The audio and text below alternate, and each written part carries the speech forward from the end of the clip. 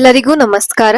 ಇಂದಿನ ವಿಡಿಯೋದಲ್ಲಿ ನಾವು 8ನೇ ತರಗತಿಯ ಕನ್ನಡ ಭಾಗ 1ರ ಪದ್ಯಭಾಗ 2 ಭಾರತೀಯತೆ ಎಂಬ ಪದ್ಯಭಾಗದ ಪ್ರಶ್ನೋತ್ತರಗಳನ್ನು ನೋಡೋಣ.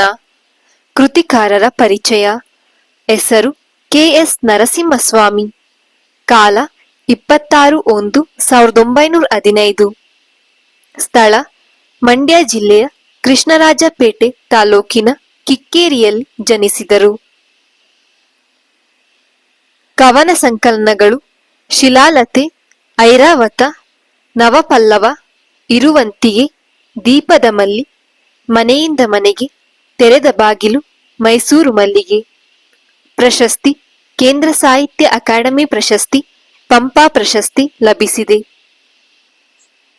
ಪ್ರಸ್ತುತ ಭಾರತೀಯತೆ ಕವನವನ್ನು ಕೆ.ಎಸ್. ನರಸಿಂಹಸ್ವಾಮಿ ಅವರ ನವಪಲ್ಲವ ಕವನ ಸಂಕಲನದಿಂದ ಆರಿಸಿಕೊಂಡಿದೆ. ಅಭ್ಯಾಸ: ಕೊಟ್ಟಿರುವ ಪ್ರಶ್ನೆಗಳಿಗೆ ಒಂದು ವಾಕ್ಯದಲ್ಲಿ ಉತ್ತರಿಸಿ. ಪ್ರಶ್ನೆ 1. ಪರ್ವತ ಹಿಮ ಯಾವ ಎತ್ತರಕ್ಕೆ ಎದ್ದು ನಿಂತಿದೆ? ಉತ್ತರ: ಪರ್ವತ ಹಿಮ ಆಕಾಶದ ಎತ್ತರಕ್ಕೆ ಎದ್ದು ನಿಂತಿದೆ. ಪ್ರಶ್ನೆ 2. ಪೆರ್ದೆರೆಗಳು ಯಾವುದಕ್ಕೆ ಮುತ್ತ ನೀಡುತ್ತಿವೆ? ಉತ್ತರ: ಪೆರ್ದೆರೆಗಳು ಕರಾವಳಿಗೆ ಮುತ್ತ ನೀಡುತ್ತಿವೆ. ಪ್ರಶ್ನೆ 3. ಹಸಿರು ದೀಪವನ್ನು ಎಲ್ಲಿ ಹಚ್ಚಲಾಗಿದೆ?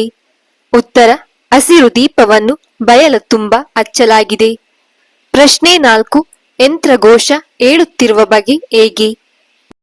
ಉತ್ತರ: ನೀಲಿಯಲ್ಲಿ ಹೊಗೆಯ ಚೆಲ್ಲಿ ಯಂತ್ರಘೋಷ ಏಳುತ್ತಿದೆ. ಪ್ರಶ್ನೆ 5.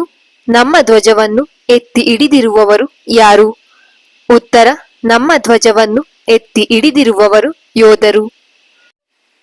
ಪ್ರಶ್ನೆ 6. ನಮ್ಮ ಪಯಣ ಎತ್ತ ಸಾಗಿದೆ?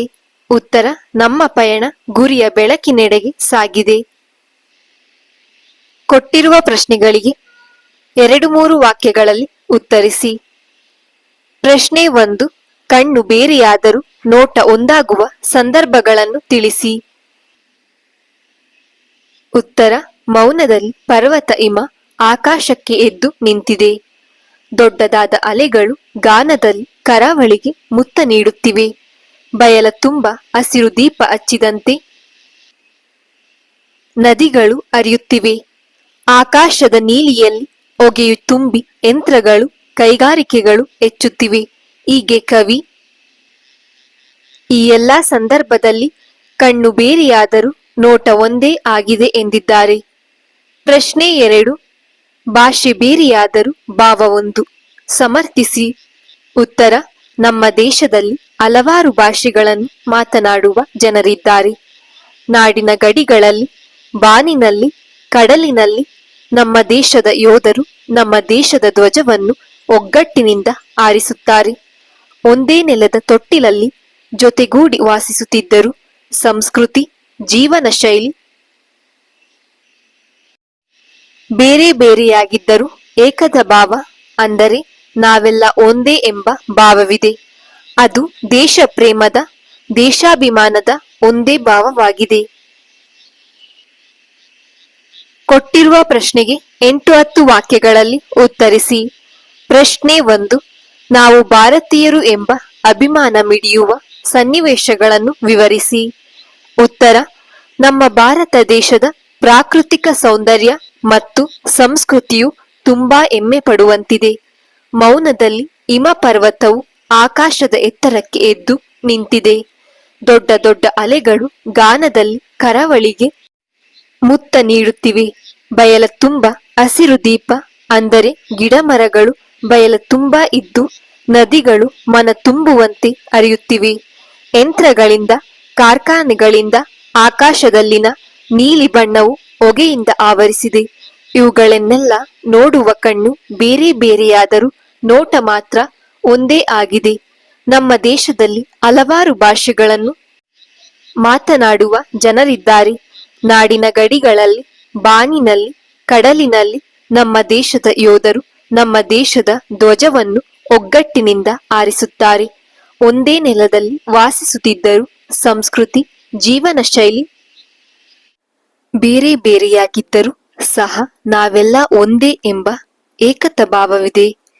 ಇವು ನಾವು ಭಾರತೀಯರು ಎಂಬ ಅಭಿಮಾನ ಮಿಡಿಯುವ ಸನ್ನಿವೇಶಗಳಾಗಿವೆ. ಈ ಹೇಳಿಕೆಗಳಿಗೆ ಸಂದರ್ಭ ಸಹಿತ ಸ್ವಾರಸ್ಯವನ್ನು ವಿವರಿಸಿ. ಕಣ್ಣು ಬೇರೆ, ನೋಟ ಒಂದು. ಆಯ್ಕೆ: ಈ ಮಾತನ್ನು ಕೆ.ಎಸ್. ನರಸಿಂಹಸ್ವಾಮಿ ಅವರ ನವಪಲ್ಲವ ಎಂಬ ಕವನ ಸಂಕಲನದಿಂದ ಆಯ್ದ ಭಾರತೀಯತೆ ಎಂಬ ಪದ್ಯ ಭಾಗದಿಂದ ಆರಿಸಿಕೊಳ್ಳಲಾಗಿದೆ. ಸಂದರ್ಭ: ನಮ್ಮ ದೇಶದಲ್ಲಿ ವಿವಿಧ ರೀತಿಯ ಭೂಪ್ರದೇಶಗಳಿದ್ದು ಹಿಮಪರ್ವತಗಳು ಆಕಾಶಕ್ಕೆ ಮುಟ್ಟುವಂತೆ ಎದ್ದು ನಿಂತಿವೆ. ಕರಾವಳಿ ಪ್ರದೇಶದಲ್ಲಿ ಸಮುದ್ರದ ಅಲೆಗಳು ಸುಂದರವಾಗಿ ಅಪ್ಪಳಿಸುತ್ತಿರುತ್ತವೆ. ನದಿಗಳು ಹರಿಯುತ್ತಿರುತ್ತವೆ. ಸುತ್ತಲಿನ ಗಿಡ ಮರಗಳ ಅದ್ಭುತ ಸೌಂದರ್ಯವಿದೆ. ಇವುಗಳನ್ನೆಲ್ಲ ನೋಡುವ ಕಣ್ಣುಗಳು ಬೇರೆ ಬೇರೆಯಾದರೂ ನೋಡುವ ನೋಟ ಒಂದೇ ಎಂದು ಕವಿ ವರ್ಣಿಸಿದ್ದಾರೆ. ಸ್ವಾರಸ್ಯ: ನೋಡುವ ಕಣ್ಣುಗಳು ಆಯಾ ಪ್ರದೇಶದ ಬೇರೆ ಬೇರೆ ಜನರದ್ದಾದರೂ ನೋಡುವ ನೋಟ ಒಂದೇ, ಅದು ಭಾರತೀಯದ್ದು ಎಂದು ಕವಿ ಸ್ವಾರಸ್ಯಕರವಾಗಿ ವರ್ಣಿಸಿದ್ದಾರೆ. ಭಾಷೆ ಬೇರೆ, ಭಾವ ಒಂದು. ಆಯ್ಕೆ: ಈ ಮಾತನ್ನು ಕೆ.ಎಸ್. ನರಸಿಂಹಸ್ವಾಮಿ ಅವರ ನವಪಲ್ಲವ ಎಂಬ ಕವನ ಸಂಕಲನದಿಂದ ಆಯ್ದ ಭಾರತೀಯತೆ ಎಂಬ ಪದ್ಯ ಭಾಗದಿಂದ ಆರಿಸಿಕೊಳ್ಳಲಾಗಿದೆ. ಸಂದರ್ಭ: ನಮ್ಮ ದೇಶದಲ್ಲಿ ಹಲವಾರು ಭಾಷೆಗಳನ್ನು ಮಾತನಾಡುವ ಜನರಿದ್ದಾರೆ. ಸಂಸ್ಕೃತಿ, ಜೀವನ ಶೈಲಿ, ಪರಂಪರೆ ಇದ್ದರೂ ನಾವೆಲ್ಲ ಭಾರತ ಮಾತೆಯ ತೊಟ್ಟಿಲಲ್ಲಿ ಬೆಳೆದ ಕಂದಮ್ಮಗಳು. ನಾವು ಆಡುವ ಭಾಷೆ ಯಾವುದೇ ಇರಲಿ, ನಮ್ಮ ಆಡಿನ ಭಾವನೆ ಒಂದೇ ಆಗಿದೆ ಎಂದು ಹೇಳುವ ಸಂದರ್ಭದಲ್ಲಿ ಕವಿ ಈ ಮೇಲಿನ ಮಾತನ್ನು ಹೇಳಿದ್ದಾರೆ. ಸ್ವಾರಸ್ಯ: ಭಾಷೆಯಲ್ಲಿ ಭಿನ್ನತೆ ಇದ್ದರೂ ಏಕತಾ ಭಾವದಿಂದ ಇರುವುದನ್ನು ಕವಿ ಸ್ವಾರಸ್ಯಪೂರ್ಣವಾಗಿ ವರ್ಣಿಸಿದ್ದಾರೆ. ಎಲ್ಲೇ ಇರಲಿ ನಾವು ಒಂದು. ಆಯ್ಕೆ: ಈ ಮಾತನ್ನು ಕೆ.ಎಸ್. ನರಸಿಂಹಸ್ವಾಮಿ ಅವರ ನವಪಲ್ಲವ ಎಂಬ ಕವನ ಸಂಕಲನದಿಂದ ಆಯ್ದ ಭಾರತೀಯತೆ ಎಂಬ ಪದ್ಯ ಭಾಗದಿಂದ ಆರಿಸಿಕೊಳ್ಳಲಾಗಿದೆ. ಸಂದರ್ಭ: ನಮ್ಮ ನಾಡಿಗಾಗಿ ದೇಶದ ಉದ್ದಗಲಕ್ಕೂ ಅನೇಕರು ಹೋರಾಡಿ ಹುತಾತ್ಮರಾಗಿದ್ದಾರೆ. ಬಿರುಗಾಳಿಯಂತೆ ಕಷ್ಟಗಳು ಬಂದರೂ ನಮ್ಮ ಭಾರತೀಯರು ಆಶ್ರಯ ನೀಡುತ್ತಾರೆ. ನಮ್ಮ ಗುರಿ ಮುಟ್ಟುವಲ್ಲಿ ಎಲ್ಲರೂ ಸಹಾಯ ಮಾಡುತ್ತಾರೆ. ಎಲ್ಲೇ ಇದ್ದರೂ ನಾವು ಒಂದೇ ಎಂಬ ಭಾವ ಇರುತ್ತದೆ ಎಂದು ಕವಿ ಹೇಳಿದ್ದಾರೆ. ಸ್ವಾರಸ್ಯ: ದೇಶಭಕ್ತಿ ಹಾಗೂ ತ್ಯಾಗ ಇಲ್ಲಿ ಸ್ವಾರಸ್ಯಕರವಾಗಿದೆ. ಬಿಟ್ಟ ಸ್ಥಳ ತುಂಬಿರಿ. ಯಂತ್ರ ಡ್ಯಾಶ್ ವೇಳುವಲ್ಲಿ.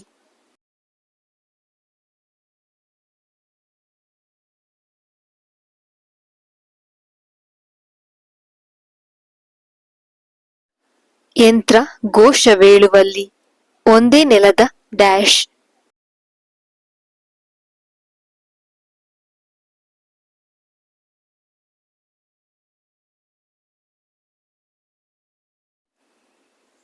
ಒಂದೇ ನೆಲದ ತೊಟ್ಟಿಲಲ್ಲಿ.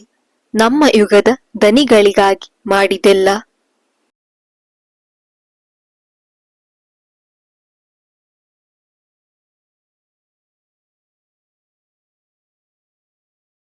ನಮ್ಮ ಯುಗದ ದನಿಗಳಿಗಾಗಿ ಮಾಡಿದ್ದೆಲ್ಲ ಹಾಡಿನಲ್ಲಿ.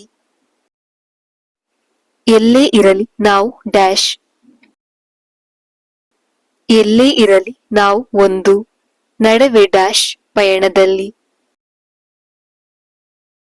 ನಡುವೆ ಧೀರ ಪಯಣದಲ್ಲಿ. ಪ್ರಾಯೋಗಿಕ ಭಾಷಾಭ್ಯಾಸ. ಕೊಟ್ಟಿರುವ ಪ್ರಶ್ನೆಗಳಿಗೆ ಉತ್ತರಿಸಿ. ಪ್ರಶ್ನೆ 1: ಛಂದಸ್ಸು ಎಂದರೇನು? ಉತ್ತರ: ಪದ್ಯವನ್ನು ರಚಿಸಲು ಬೇಕಾದ ನಿರ್ದಿಷ್ಟ ಪಾದಗಳ ಬಗ್ಗೆ ಮತ್ತು ಪ್ರತಿ ಪಾದಗಳಲ್ಲಿ ಇರಬೇಕಾದ ಪ್ರಾಸ, ಯತಿ, ಗಣಗಳ ಬಗ್ಗೆ ತಿಳಿಸುವ ಶಾಸ್ತ್ರವನ್ನು ಛಂದಸ್ಸು ಎನ್ನುವರು. ಪ್ರಶ್ನೆ 2: ಪ್ರಾಸ ಎಂದರೇನು? ಅದರ ವಿಧಗಳಾವುವು? ಉತ್ತರ: ಪದ್ಯದ ಪ್ರತಿಯೊಂದು ಪಾದದ ಎರಡನೆಯ ಅಕ್ಷರದಲ್ಲಿ ಅಥವಾ ಪ್ರತಿ ಸಾಲಿನ ಕೊನೆಯ ಅಕ್ಷರದಲ್ಲಿ ಒಂದೇ ಜಾತಿಯ ವ್ಯಂಜನವಿದ್ದರೆ ಅದನ್ನು ಪ್ರಾಸ ಎನ್ನುವರು. ಪ್ರಾಸಗಳಲ್ಲಿ 3 ವಿಧಗಳಿವೆ: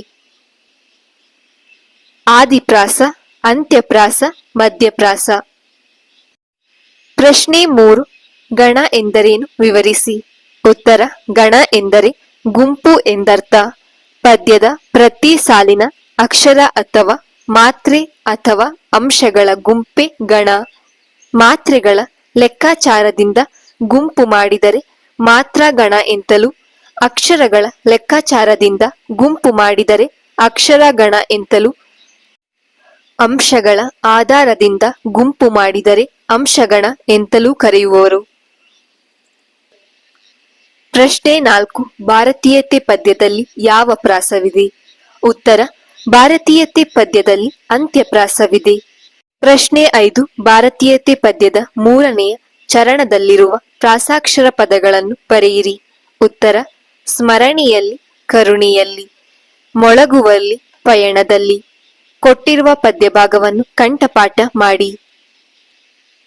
ನಾಡಿಗಾಗಿ ತನುವ ತೆತ್ತ ಹುತಾತ್ಮರ ಸ್ಮರಣೆಯಲ್ಲಿ, ನಮ್ಮ ಕಷ್ಟದಲ್ಲೂ ನೆರೆಗೆ ನೆರಳೆ ನೀವ ಕರುಣೆಯಲ್ಲಿ, ದಾರಿ ಬಳಸಿ ಏರುವಲ್ಲಿ ಬಿರುಗಾಳಿಯೇ ಮೊಳಗುವಲ್ಲಿ, ನಮ್ಮ ಗುರಿಯ ಬೆಳಕಿನೆಡೆಗೆ ನಡೆದ ಧೀರ ಪಯಣದಲ್ಲಿ.